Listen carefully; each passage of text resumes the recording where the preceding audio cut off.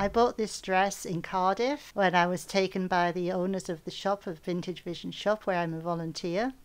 And I was looking for a bridesmaid's dress for my daughter, who was being a bridesmaid for a friend who was having a vintage wedding.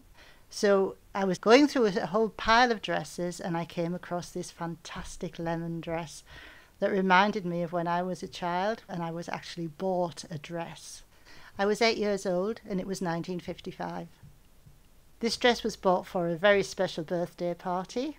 The dress that I had was almost identical to this. It had the same embossed pattern on it, but mine was pale blue. And I had pale blue shoes with a little strap across, and I thought I looked fantastic.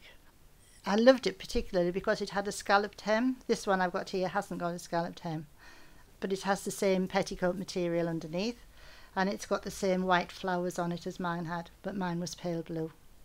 I felt really, really special in this dress. I really felt fantastic in this dress, and I think that's what drew me to this one. It was rather more than I would normally pay for a vintage dress, but I think I would have paid anything, purely from the memory point of view of it.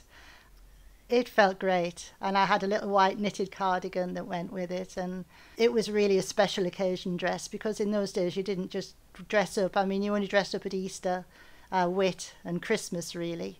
And most of the clothes I had were far too big and long for me anyway, because the theory in those days was, oh, well, you'll grow into it.